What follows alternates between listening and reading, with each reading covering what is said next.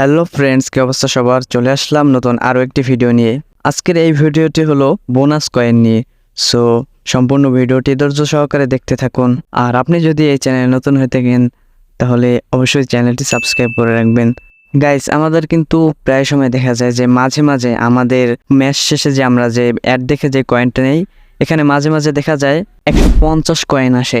এমনিতে তো সাধারণত আমরা সবসময় 100 কয়েন পাই বোনাস হিসেবে, যে আমরা অ্যাড দেখে যেই বোনাসটা নেই। কিন্তু মাঝে মাঝে দেখা যায় 150 কয়েন আসে। কিন্তু এই কয়েনটি দেখার পরে, এই অ্যাডটি দেখে কয়েনটি নেওয়ার পরে আর কেন কয়েনটি আসে না, বা শুধুমাত্র একবারই কেন আসে, পরবর্তীতে আর কেন আসে না? হ্যাঁ, এখন সে বিষয়ে আপনাদের সাথে কিছু আলোচনা করব। গাইস, এটা হলো আমাদের যে ইভেন্টটি আছে না, আমরা যে কয়েকদিন পরে পরে আমাদের নিকট যে ইভেন্টগুলো আসে, তো ইভেন্টে তো আমাদেরকে অনেকগুলো পুরস্কার দেওয়া হয়। এটাও একটা পুরস্কারের মতো। তো প্রতি ইভেন্টে একবার করে আসে। আপনি যদি ওই একবার যখন আসবে 150, আপনার যদি 100 থাকে তাহলে আপনি আরও 50 বেশি পাবেন।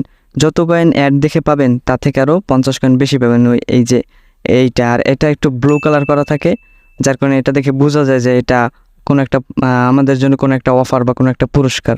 আর এটা প্রতিবার আসে না, শুধুমাত্র এই ইভেন্টের মধ্যে একবার আসে। আপনি যদি অ্যাড দেখে ফেলেন তাহলে আর পরবর্তীতে আসবে না, আর যতক্ষণ অ্যাড না দেখবেন ততক্ষণ শুধুমাত্র আসতে থাকবে। প্রত্যেকটা অ্যাডের সময় এটা আসতে থাকবে। যখনই আপনি অ্যাডটি দেখে ফেলবেন বাস এটা চলে যাবে। তো এটাই হলো এটা একবার আসার কারণ, বারবার না আসার কারণ। এছাড়া কিন্তু অন্য কোনো আর কারণ নেই। তো গাইস, এই ছিল আজকের এই ভিডিও। এরপরে যদি আপনারা চান যে কীভাবে আপনারা বেশি বেশি অল্প সময়ের মধ্যে কীভাবে বেশি বেশি কয়েন সংগ্রহ করতে পারেন, কীভাবে ডায়মন্ড সংগ্রহ করতে পারেন, এই বিষয়ে যদি জানতে চান তাহলে কমেন্টে লিখে যেতে পারেন। অবশ্যই চেষ্টা করব আপনাদের কমেন্টের উপর ভিত্তি করে ভিডিও নিয়ে আসার। তো সকলে ভালো থাকুন, সুস্থ থাকুন। খোদা হাফেজ।